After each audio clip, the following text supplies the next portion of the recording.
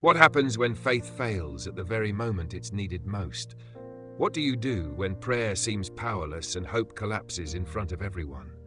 What if the miracle you're waiting for begins with admitting you can't fix it yourself? In Luke chapter 9, Jesus comes down from the mountain after the transfiguration. He has just been revealed in glory, speaking with Moses and Elijah, surrounded by divine light. But as he descends, the scene changes abruptly. Instead of heavenly radiance, he is met with human desperation. Instead of worship, there is chaos. A crowd surrounds his disciples, and something has gone terribly wrong.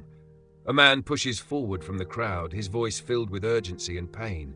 He begs Jesus to look at his son, his only child. The boy is tormented by an impure spirit that seizes him without warning. It throws him into convulsions. It causes him to scream, to foam at the mouth, to suffer violently. The spirit scarcely ever leaves him alone, and it is destroying his life. This is not just a medical crisis. It is emotional agony. A father watching his child suffer without relief. A family living in fear of the next episode. A community unable to help. And worse still, the disciples, those closest to Jesus, have already tried and failed. The father says something quietly devastating. I begged your disciples to drive it out, but they could not. Failure hangs in the air.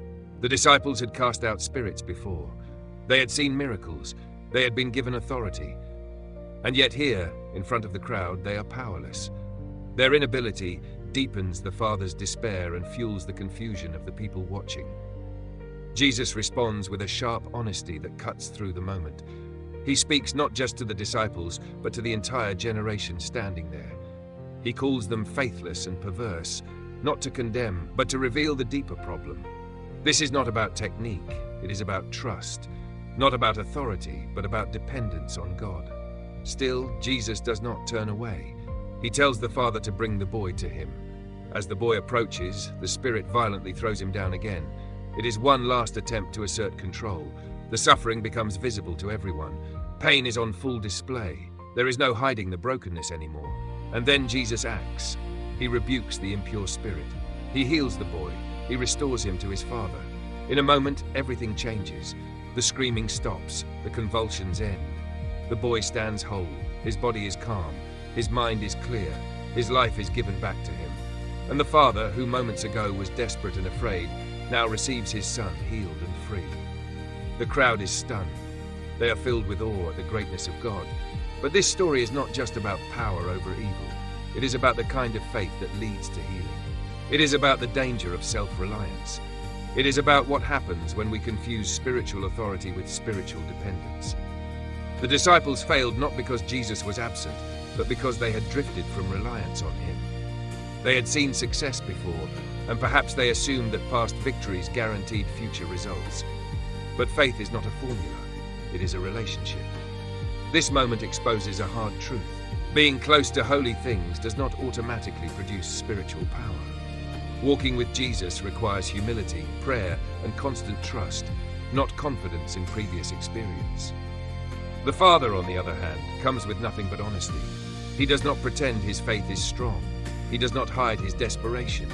He brings his brokenness directly to Jesus, and that vulnerability becomes the doorway to healing. This passage reminds us that God often works most clearly where human strength runs out. Jesus heals the boy, but he also teaches his disciples. He shows them that ministry without dependence leads to frustration, that authority without prayer becomes empty, that faith must be renewed daily.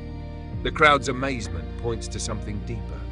They are witnessing the greatness of God, not the skill of a healer. The miracle redirects attention away from human effort and back to divine power. There is also a profound compassion in Jesus' actions. He does not shame the Father for his desperation. He does not dismiss the disciples for their failure. He steps into the mess and restores what is broken. For anyone watching today, this story speaks into moments when faith feels weak, when prayers seem unanswered, when spiritual leaders disappoint, when you've tried everything and nothing has worked. It tells us that failure is not the end of the story. Jesus is not intimidated by chaos. He is not discouraged by doubt. He is not limited by human weakness. In fact, he often chooses to reveal his power precisely there. This healing also reminds us that suffering is not always the result of personal sin. The boy is innocent. His condition is not a punishment. It is a reminder that the world is broken and in need of restoration, and Jesus brings that restoration. The phrase, "He gave him back to his father," carries deep meaning. It speaks of reconciliation, of family restored, of identity returned. Healing is not just physical, it is relational and emotional. This moment prepares the disciples for what lies ahead. They will soon face even greater challenges. They will witness the cross. They will experience fear, doubt, and failure again. But this encounter teaches them where true strength comes from. Not from position, not from reputation, not from memory of past success, but from dependence on God.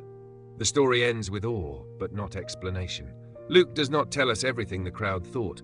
He leaves space for reflection, for the listener to ask, where do I place my trust? In my abilities or in God's power? This miracle invites honesty. It invites humility. It invites faith that admits weakness. Jesus heals the boy with an impure spirit, but he also exposes the deeper healing needed in the hearts of his followers.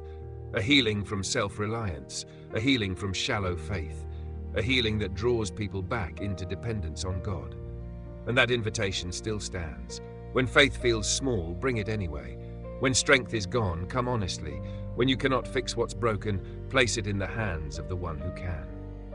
Because Jesus still steps into crowds filled with confusion.